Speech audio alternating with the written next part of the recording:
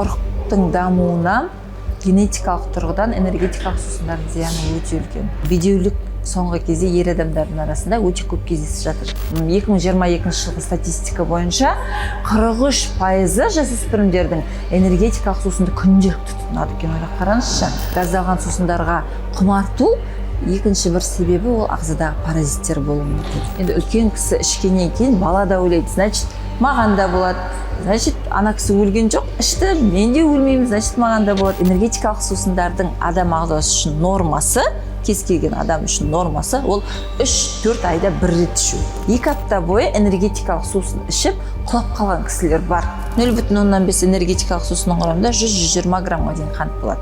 Ол дегеніміз 1 кесе қант. 1 кесе қантты біз зараз жеп қоя алмаймыз ғой, иә? Бүгін біздің қонағымыз диетолог Жанна Нұрберген қызы. Жанна ханым, бүгін бізге уақыт бөліп сұхбат беріп жатқаныңызға рахмет. Бірінші сұрағым, жалпы бізде қазір өзіңіз де білесіз, энергетикалық сусындарға қатысты түрлі болжамдар, пікірлер айтылып жүр. Осы тұрғысында айтып өтсеңіз, энергетикалық сусындардың зияны ғылыми тұрғыда дәлелденген бе, әлде ол бір қоғамдағы үрей ме? Жалпы біздің дүкен өнімдері қазір дүкендегі нөмір 1 сатылатын өнім өкінішке орай осы энергетикалық сусындар, тәтті сусындар, газдалған сусындар болып тұр. Энергетикалық сусындарды зиян деп не себепті дабыл қағып жатырмыз, иә, қазір денсаулық сақтау министрлігінің Астана қаласы денсаулық сақтау басқармасымен бірігіп түрлі жұмыстар жасалып жатыр қазір. Соның ішінде мына энергетикалық сусындарға тыйым салу, әсіресе 21 жасқа дейінгі балаларға, қазір 21 жасқа дейінгі адамдарға энергетикалық сусындарды сатып алуға тыйым салынды заң бойынша. Бұның барлығы жай жасалып жатқан жоқ, өйткені энергетикалық сусындардың құрамындағы түрлі қоспалардың адамдардың ағзасына тигізетін орасан зор зияны дәлелденгендіктен солай жасалып жатыр. Әсіресе бұл энергетикалық сусындарды қазір тұтынушылар, ол жасөспірім балалар, яғни мектеп жасындағы балалар өкінішке орай сабақтан шыға салып, дүкенге барып, осы энергетикалық сусындарды алып, күніне 2-3 бутылкасына дейін ішіп қойып жатыр екен. Қазақстанда 22 жылғы статистиканы қарайтын болсақ, 2022 жылғы статистика бойынша 43% жасөспірімдердің энергетикалық сусынды күнделікті тұтынады екен. Ойлап қараңызшы. Несімен зиян энергетикалық сусындар? Ең бірінші, олардың құрамында көп мөлшерде таурин, кофеин секілді энергетикалық сусындардың құрамындағы зиянды қоспалар бар. Олар біздің орталық жүйке жүйемізге қатты әсер тигізеді, тәуелділік туғызады біріншіден, екіншіден орталық жүйке жүйесін қоздырады, түрлі ауытқуларға әкеп соғуы мүмкін. Оның барлығы қазіргі таңда дәлелденіп отыр. Одан кейін әрине жүрек біздің қан тамыр жүйемізге өте қатты әсерін тигізіп жатыр. Инфаркт, ишемия, түрлі аритмия сияқты ақаулар, артериальный гипертензия сияқты ауруларға әкеп соғып жатыр қазіргі таңда жастарды. Одан бөлек бұндай тәтті сусындар әрине қанның құрамындағы қанттың деңгейін өсіріп, қант диабетінің 2-ші типіне де шалдықтырып жатыр өкінішке орай жастарымызды. Сол себепті бұндай энергетикалық сусындардың құрамында таурин бар дейміз, кофеин бар дейміз, олар сергектік береді деп жастар күндіз жұмыс жасап, кешке дейін ұйқысы келмес үшін жұмыс жасайтын жастарымыз бар, ұйқыны бөлу үшін, сергек жүру үшін көп қолданады. Ол бізге қазір сергек жүру үшін көмектескенмен, оның артында түрлі последствиясы болады оның. Яғни, орталық жүйке жүйесі сол кофеин, таурин түсіп тұратын болса, үнемі ағзаға біздің орталық жүйке жүйеміз соған үйреніп қалады. Үйренеді, ол сосын қайта-қайта сұрап тұрады, тәуелділік пайда болады содан. Және содан кейін энергетикалық сусындардың құрамындағы зиянды нәрселер адамның ағзасына әсерін тигізбей қоймайды. Өйткені жасөспірім ағза ол енді өсіп, енді гормоналдық жүйесі енді орнап, енді өсіп келе жатқан ағзаға біз сондай орталық жүйке жүйесін тітіркендіретін, әсер ететін, біздің қанымыздың құрамындағы қанттың деңгейін көтеретін нәрселер үнемі беріп отыратын болсақ, ол кері әсерін тигізіп жатыр қазіргі таңда. Өкінішке орай статистика қазір қуантарлық емес. Қазір енді өзіңіз де білесіз, бізде жастар мысалы спортпен шұғылданатын, спортта жүрген жастарды алайық, олардың қатарында жалпы осы энергетикалық сусындарды тұтыну қатары, яғни басым болса, ол қандай зиян әкеледі? Мұны сұрап жатқан себебім, осы жақында Алматыда Иман Саламат болсын, 19 жастағы футболшы қайтыс болды. Бірақ енді ол жаңағы сот медициналық сараптамасы шыққан жоқ, ол нақты дәлелденбеген, енді бұған энергетикалық сусындардың қатысы бар деген. Бірақ өзіңіз маман ретінде осы жерде жалпы қалай әсер етеді жастарға? Жалпы осы жерде айта кетейінші, ағзаңызға тигізген кез келген зиянды тағам ол ешқашан айтылмайды ғой, өкінішке орай. Білесіз бе, тіпті міне бала, жасөспірім бала қант диабетіне шалдықсын, ол кісіге, ол балаға бірде-бір дәрігер айтпайды, сен 3 жыл бойына тәтті сусын ішкенсің, соның кесірінен сенде қант диабеті пайда болып отыр қазір, сен ішпе деп оған өкінішке орай айтпайды ешкім. Міне ауру пайда болады, сол кезде дәрігер ауруды емдеуге айналысып кетеді. Оның уже уақыты жоқ. Ол қайдан пайда болды, неге пайда болды, оны айтып отырмайды өкінішке орай бізде ешкім, Яғни профилактикалық шараларды әркім өзі жүргізу керек, былайша айтқанда. Дәрігер оны айтып отырмайды. Бізге 10 жыл медициналық университетте оқығанда бар ауруды емдеуді үйретеді. Міне қант диабеті бар, сен оны емдейсің, болды. Артериалдық гипертензия бар, сен оны емдейсің, бар ауруды емдейсің. Ал ол қайдан пайда болды, неге пайда болды, оны түпкі себебін қазбалай беретін болсақ, барлығы сол ауызға салған астан, күнделікті ішіп жүрген тәтті сусындардан, бірақ өкінішке орай ол туралы айтылмайды ғой қазір, Спортсмендер көбінесе осындай энергетикалық сусындарды көп ішеді, олар спортпен көп айналысқандықтан оларға энергия көп қажет қой. Олар ойлайды, энергетикалық сусынды ішсем, мен энергиям көп болады, қазір көбірек жаттығамын, көбірек энергия пайда болады деп, өкінішке орай олар кері әсерін тигізіп жатқанын түсінбейді. Бүгін біз іштік, бүгін ол бізге мықты энергия беруі мүмкін, бірақ ол ертең ішеді тағы да, ертең тағы солай болады, жылдап ішеді, тіпті жылдап ішкеннің кесірінен көп адамдарда қазір ұйқысыздық, ұйқының қанбауы, стресс, түрлі депрессиялар пайда болып жатыр, мазасыздық, адамдарда осы ұйқының бұзылуы бірден бір ең бірінші көрінісі энергетикалық сусындардың ағзаға зиян тиіп жатыр деген бір сигнал болды. Бірақ өкінішке орай оны біздің жастарымыз түсіне бермейді ғой. Мен керісінше энергия алып жатырмын деп көбірек ішеді. Ал спортсмендер олар кардио жаттығуларды көп жасайды. Яғни, жүрекке жүктемені көп түсіреді. Мына жақтан энергетикалық сусынды алып, сен жүрекке жүктеме түсіріп жатсың. Мына жақтан спортпен айналысып, сен жүрекке жүктеме түсіріп жатсың. Бұның барлығын жүрек көтере алмай қалуы мүмкін расымен де. Сіз жаңа айтпақшы, спортпен шұғылданып жүрген адам, футболист адамдар қатты көп жүгіреді, оның барлығы кардио жаттығу, жүрекке былайша айтқанда күш түседі.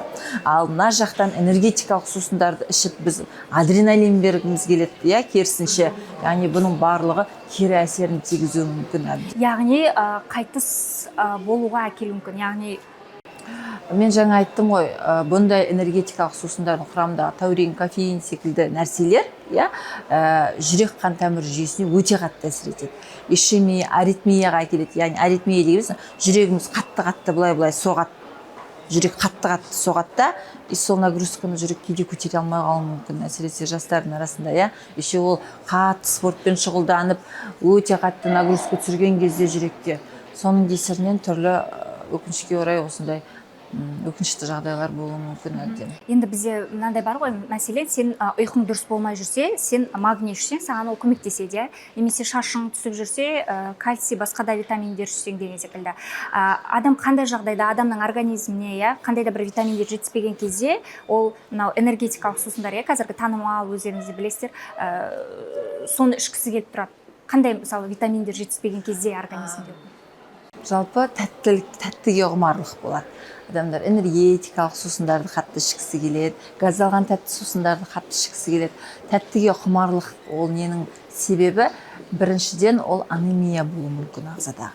Яғни темірдің жетіспеушілігі, темір тапшылықты анемия деп айтамыз. Ол кезде ферритинге анализ тапсыру керек міндетті түрде. Б тобының витаминдеріне анализ тапсырып, ағзадан қарау керек, анемия бар ма жоқ па. Гемоглобин анемияның бар жоғын көрсетпейді, өкінішке орай. Анемияны көрсететін ол ферритин деген көрсеткіш, ағзадағы белокқа анализ тапсырамыз, және де Б тобының дәрумендеріне анализ тапсыруымыз керек. Сол кезде біз анемия бар жоғын білеміз. Екіншіден, бұндай тәтті сусындардың, газдалған сусындарға құмарту екінші бір себебі ол ағзадағы паразиттер болуы мүмкін, әбден. Яғни ағзадағы паразиттер ол сондай зиянды тәттілермен, ақұндармен тамақтанады. И сол паразиттерге егер тәтті жетіспей жатса, прям ағза сұрап тұрады соны. Жегісі келіп тұрады адам тәттіні. Тәттіге балалар өте қатты құмар болады, көп балалар, я. Садик жасындағы балалар әсіресе, садикте ол қалай дейді, паразиттердің отаны ғой, былайша айтқанда, я, кішкентай балалардың арасы, ошағы, былайша айтқанда, таралу ошағы. Сол себепті бұндай балаларды әсіресе тәттіні көп сұрап жеп жүрген балалар, паразиттер іште жатқан кезде оларды өсіретін, көбейтетін сол тәттілер. Сол себепті қатты сұрайды адамдар тәттіні. Соңғы 2-3 жылда денсаулық сақтау министрлігімен бірге біз осы тәтті сусындарға, энергетикалық сусындарға салықты көбейту жөнінде үлкен жұмыстар жүргізіліп жатыр. Сонымен қатар 21 жасқа дейін жаңа айттым, ол тыйым салды, былтырдан бастап қана ол тыйым салынды. Ол заң қазір күшіне енді, жұмыс жасап жатыр. Балаларға сатып алуға болмайды, және де 21 жасқа дейін балаларға сатуға болмайды дүкенде. Бұл да үлкен бір жұмыстың нәтижесі деп білем. Енді алкогольдік сусындарды кезінде солай 21 жасқа дейін сатуға тыйым салды ғой. Дәл сол сияқты бұнда енді бұл бірден бір мемлекеттің қолынан келетін шаралардың бірі деп айтсам болады. Өйткені бұдан толықтай құтыла алмаймыз, өкінішке орай. Менен көп ата-аналар сұрайды ғой, ол зиян болса, оны ішуге болмайтын болса, неге сатады мемлекет оны деп. Мен айтам, дүкеннің өнімдерінің 90% сондай нәрселер. 90%-ның құрамында химиялық қоспалар бар, 90%-ның құрамында көп мөлшерде қант бар, зиянды, я, оның барлығын алып тастай алмайды мемлекет. Сатады оны. Бірақ оны сатып алу, оны ішу әркімнің өзінің таңдауы. Біз айтамыз, мынау зиян, мынаны ішпеңіз, мынаны... Өкінішке орай, қазір тіпті мына энергетикалық сусындардың, газдалған сусындардың жарнамасы да жер жарып тұр ғой, өкінішке орай. Бұның барлығы әсер етпей қоймайды қоғамда, әрине. Әсіресе жастар еліктегіш болады. Бұндай кезде ең бірінші жұмыс үлкен кісілермен, яғни ата-аналармен жүру керек. Ата-аналар өздері ұғынса, бұның зиян екенін, ішуге болмайтын, сол кезде балалар да түсінеді. Бізде өкінішке орай үлкен кісілер ішіп тұр. Енді үлкен кісі ішкеннен кейін бала да ойлайды, значит, маған да болады. Значит, ана кісі өлген жоқ, ішті, мен де өлмеймін, значит, маған да болады деген сияқты ой келеді. Сол себепті ең бірінші бұндай жұмыстарды ересек адамдар қолдарына алса, дұрыс нәрсені жесе, дұрыс нәрсені тұтынса, зияндыдан аулақ жүретін болса, балаларға үлгі болады деп ойлаймын. Жаңа дұрыс айттыңыз, яғни қазір балалар, жастар үлкендерге қарайды. Қоғамда да көп айтылып жатады. Мен өзімде көрген, мысалы, таксиге отырғанда немесе басқа да жүргізушілер, көп бір қаладан екінші қалаға жүргізуші болатын адамдар энергетикалық сусын ішеді. Осы кезде сұрақ туындайды, осы энергетикалық сусындар ұйқыға қалай әсер етеді? Бұл шынымен олар енді ұйықтап қалмайын деп көп жағдайда солай ішеді ғой олар, ұйқыны ашамын деген секілді. Жаңа айтқандай, орталық жүйке жүйесіне әсер етеді олар. Біздің ағзамызға кофеин, таурин секілді нәрселер бодрость дейді ғой. Ұйқыны биологиялық ұйқымыз бар өзіміздің, кешкі сағат 11-де адам ұйықтау керек. Адам есінеп бастайды, біздің миымыз уже сигнал жібереді. Ұйықтайтын уақыт болды деп. Алына кофеин, таурин сияқты орталық жүйке жүйесіне қоздыратын нәрселер, олар керісінше сол ұйқыны бұзады, былайша айтқанда. Жоқ қылады, бодрый қылады, былайша айтқанда. Бодрость береді ағзаға. Орталық жүйке жүйесіне әсер етеді. Но ол үнемі болмау керек ондай. Егер ол хронический деп айтады ғой, хронический недосып ағзада болатын болса, ол өте-өте қауіпті ағзаға. Сол себепті бір рет іштік, жарайды, жылына бір рет ішіп қойдық, ештеңе етпейді. Но оны күнделікті іше беретін болса, бүкіл проблема сода ғой, яғни мөлшерінде. кез келген нәрсені мен айтам ішуге болады, бірақ барлығы өзінің мөлшерімен болу керек, мөлшерден аспау керек. Энергетикалық сусындардың адам ағзасы үшін нормасы, кез келген адам үшін нормасы ол 3-4 айда бір рет ішу. Міне 4 айда сіз бір рет энергетикалық сусынды іштіңіз, сізге ештеңе болмайды, ағзаңыз былайша айтқанда справляется, өзі артық нәрсені шығарып жібереді, керек нәрсені алып қалады, керек емес нәрсені шығарып жібереді. Ал егер ол күнделікті ішетін болса, ағзамыз не справится онымен, яғни ағза оны реттей алмай қалады, мүмкіндігі болмай қалады, өйткені мына жақтан көп түсіп қояды, былайша айтқанда. Осыны халыққа қалай жеткіземіз? Мысалы, ол қазір ойлайды, энергетикалық сусын алдым, мен ұйықтатпайды деп. Бірақ ол 1 сағаттан кейін оның қайтадан ұйқысы келуі мүмкін деген секілді. 1 сағат, 2 сағат деген секілді уақытпен мысал келтіріп айта аласыз ба? Энергетикалық сусындарды біз қазір ішкенмен энергияны аламыз, өкінішке орай, бірақ ол энергияны 2 есе қайтарып жібереміз біз. 2 есе қайтарып жібереміз, содан кейін апатия болады ағзада, яғни стресс болады ол үлкен ағза үшін. Одан кейін тағы да ішуіміз керек болады оны. Сосын біз тағы да энергиямыздың бәрін беріп қоямыз. Сөйтіп ана жақта ештеңе қалмай қалады өзіміздің энергиямыздан, ол хронический болса тіптен жаман. Сол себепті энергетикалық сусындар олардың біздің ағзамыз үшін пайдасы жоқ ешқандай пайдасы жоқ. Расымен де прям керемет бір бодрость керек болып тұрса, мен үнемі айтам, кәдімгі қара кофе, натуральный кофелар болады ғой, соны кішкентай 1 стакан ішетін болсақ, сүт ештеңе қоспай, таза кофені ішетін болсақ, соның құрамында да кофеин бар. Таза натуральный кофелардың құрамында кофеин болады, ол да біздің ағзамызға энергия береді. Оған да тәуелділік жақсы нәрсе емес, жалпы кез келген нәрсеге тәуелділік ол жақсы нәрсе емес. Әр нәрсе өзінің мөлшерімен болу керек. Мына оқиға есіме түсіп тұр, жаңағыдай жүргізуші, мысалы басқа қалаға арада жұмыс істейтін жүргізуші болып қайтыс болды, жүрегі тоқтап. Сол кезде жаңағыдай жақындары немесе соны танитын адамдар айтқаны көп энергетикалық сусын ішеді деген. Енді ол бірақ зерттелмеген ғой, дәлелденбеген, бірақ енді мынандай сұрақ туындайды, мысалы көп ішкен адам 1 айдан кейін, 2 айдан кейін қайтыс болып кетуі мүмкін, немесе 1 жылдан кейін қайтыс болып кетуі мүмкін деген секілді. Ол енді ағзаға байланысты. Егер мысалы қараңыздар, бір адам кешеде жаңалықтардан айтып жатыр, көп энергетикалық сусындардың кесірінен көп адам жалпы түрлі ауруларға шалдығып қалуы мүмкін, адамдар. Біреуде диабет пайда болып қалуы мүмкін, біреуде артериальный гипертензия, жүрек ауруы пайда болып қалуы мүмкін, Білесіздер ма, ол бір күнде пайда болатын ауру емес қой бәрі.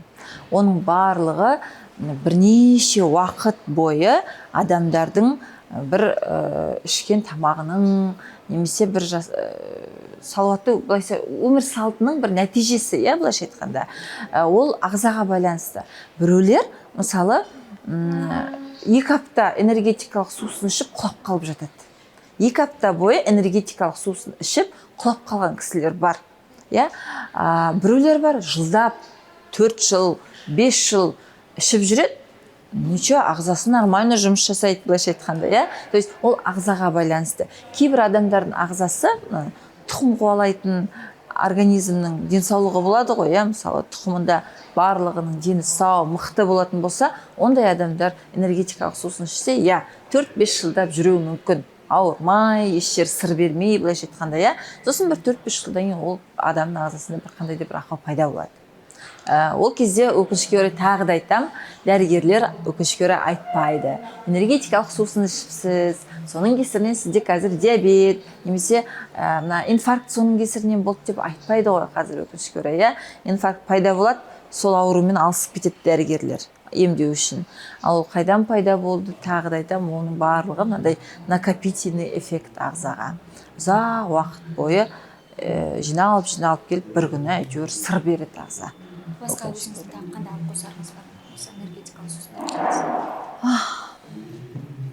Энергетикалық сусындардың, жалпы тәтті сусындардың, кез келген дүкеннің соктарын алған кезде ең бірінші қандай пайдасы бар деп осознанно ішу керек.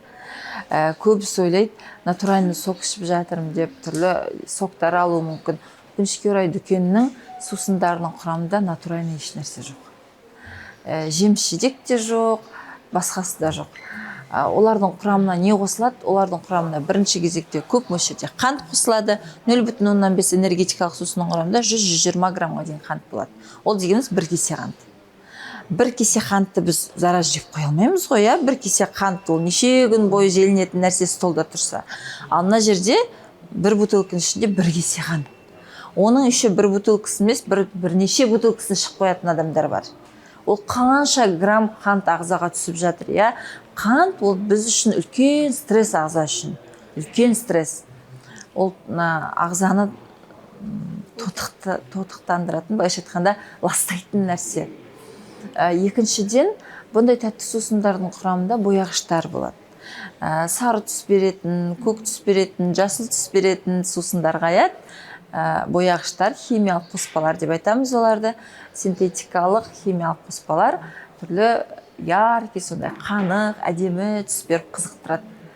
Одан бөлек бұндай тәтті сусындардың құрамында әрине ароматизаторлар бар.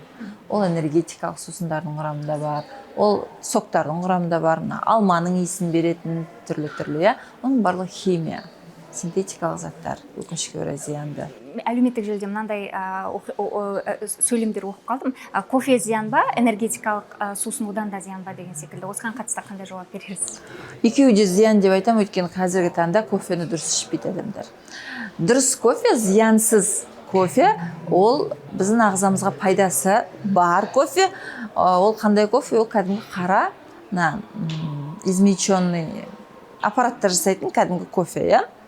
Ал біздің адамдардың ішетін растворимый түрлі кофелар, плюс оған еще сүт құяды неше түрлі, ол барлығы ағзаға зиян тигізіп жатады.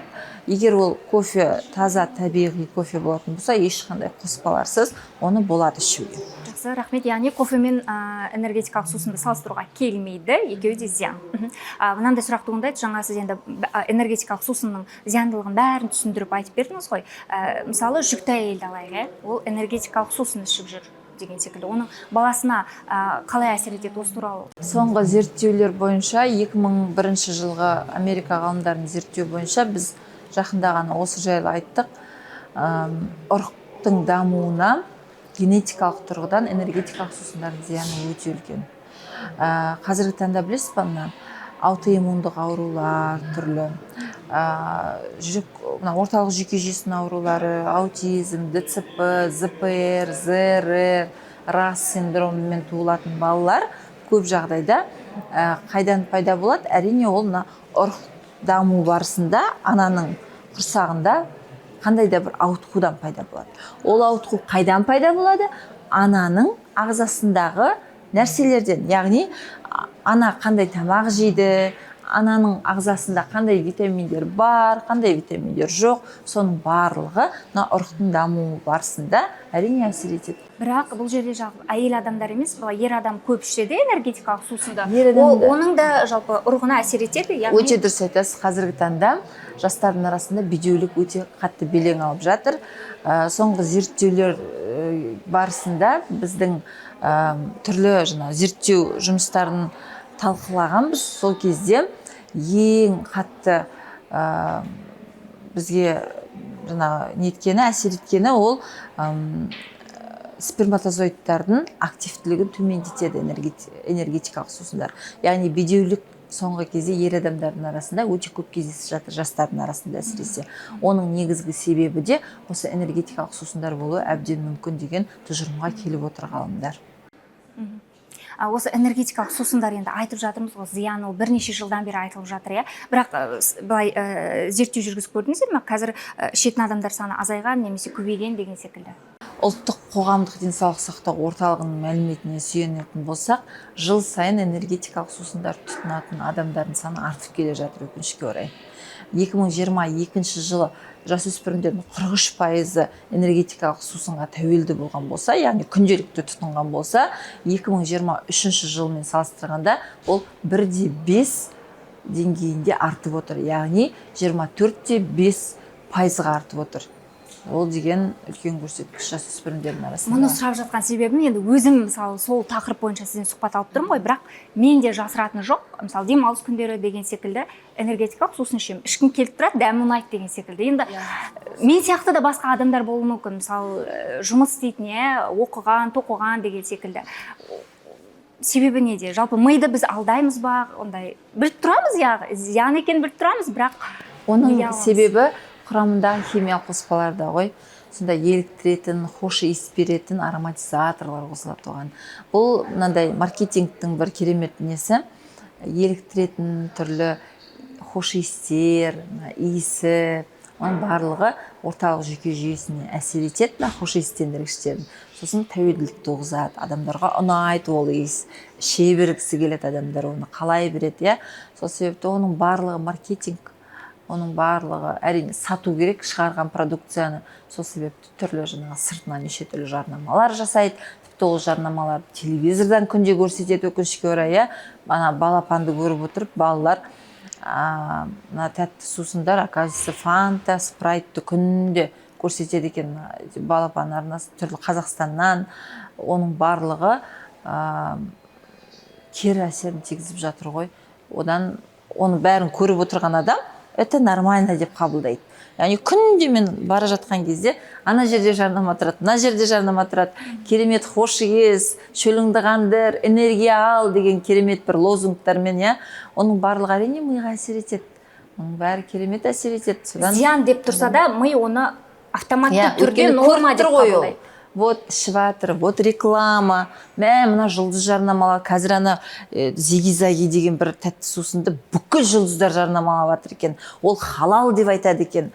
Өкінішке орай ол да өте қатты зиян ағзаға. Мен өзім блогымда да айтып отырам, инстаграмда талдап, қайсының құрамында қанша грамм қант бар, тіпті наглядно көрсетіп қойдым оқырмандарымның бәріне, көрсін, білсін деп, ондай сусындардың зиян екенін ағзаға. Жақсы, Жанна ханым, бізге уақыт бөліп сұхбат бергеніңізге рахмет. Бұл сұхбаттың жалғасы алдағы уақытта болады деп ойлаймын. Сізге рахмет. Жақсы, рахмет көп-көп. Келіп тұрыңыздар.